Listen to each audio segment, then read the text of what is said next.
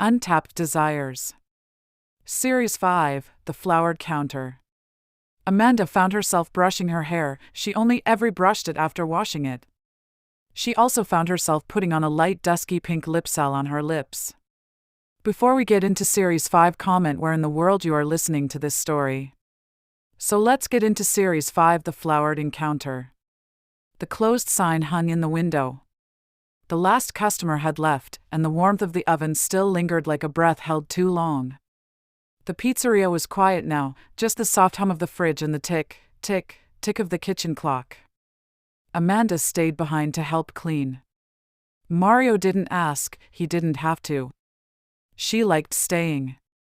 It gave her an excuse to be near him, and he never stopped her. The radio played softly in the background, an old Italian love song she didn't understand but somehow felt. It filled the space like warm wine. She stood at the prep table, wiping the surface. Flour coated her fingertips like snow. Her hair had fallen loose from its clip, brushing her cheek as she worked. She didn't care. For once, she let herself feel beautiful. Mario emerged from the back, carrying a heavy flour sack over his shoulder like it was nothing. His biceps flexed beneath his rolled-up sleeves, and Amanda's breath hitched. Again. You missed a spot, he said teasingly, pointing to the table. She smiled without turning. I've got it. But he stepped closer anyway. Reached over her shoulder, fingers dusted with flour, and swiped a streak across the counter. You call that clean? He smirked. She turned, playful defiance in her eyes. Watch it, or I'll dump this whole bowl over your head. He raised an eyebrow. Is that a threat or a promise? Before she could answer, he flicked a puff of flour at her. It landed on her chest. She gasped. Oh, that's it. She reached into the bowl and flung a handful at him. It hit his shoulder with a satisfying poof, leaving a white splatter on his dark shirt. He laughed, a deep, full laugh that echoed off the tiled walls.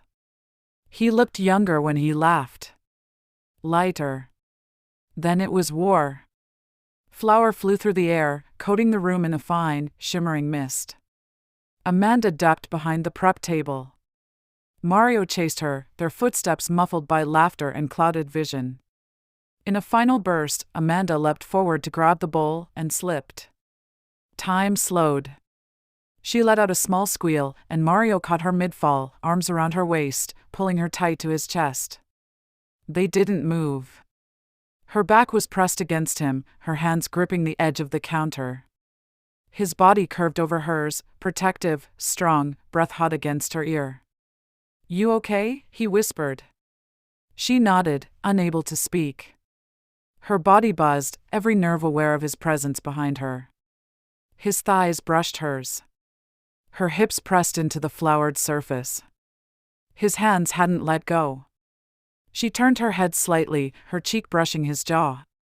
Their faces so close. Too close. I think I slipped on purpose, she murmured. Mario's fingers tightened on her waist. Yeah, he whispered. She turned fully, still caught between his arms and the counter.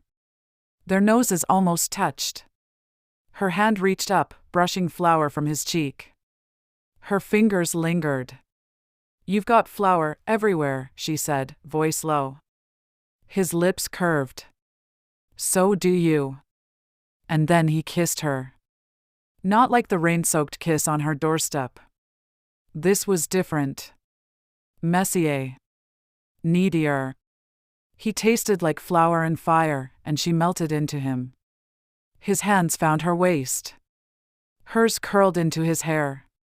The counter behind her was hard and cold, but her body was molten. He lifted her gently onto the floured surface, their lips still locked, her legs instinctively parting to cradle his hips. His hand slid beneath the hem of her skirt, fingertips grazing the tender inside of her thigh, warm skin dusted with flour. She gasped into his mouth, her fingers curling around the collar of his shirt, pulling him deeper into the kiss. The cold counter met the heat of her back, sending a thrilling shiver up her spine. She felt the contrast, his body hard and warm against hers, the cool marble beneath her, and the silky trail of his hands climbing her thighs, deliberate and reverent. The flower clung to them both, her legs, his arms, their clothes. Every movement left prints, streaks, impressions. It coated her skin like evidence of something sacred unfolding. He pressed into her, hips firm between her thighs, lips never leaving hers. The kiss wasn't soft anymore. It was hungry, like they were starved for this, for each other. Their mouths moved in rhythm, tongues tasting, teasing, claiming. Every breath was a moan. Every touch was a declaration. Amanda arched toward him, her body no longer asking, begging. Her hand slid beneath his shirt, across the curve of his back, fingers splayed over taut muscle. His body trembled under her touch, control thinning by the second. Then, beep. A sharp, electronic pulse. The oven timer. Reality broke through the haze like cold water. They both froze. Their bodies still tangled, lips hovering. Hearts pounding. Mario let out a breathless laugh, the sound deep and low, forehead pressed to hers. "The dough's ready," he murmured, his voice still thick with desire. Amanda's smile was lazy, breathless, wicked. Her eyes searched his face, cheeks flushed, lips swollen. "So am I," she whispered. And in that moment, they both knew. This wasn't just heat. It was a flame that had only just begun to burn. If you would like to listen to the next series, don't forget to subscribe, like, follow, and share.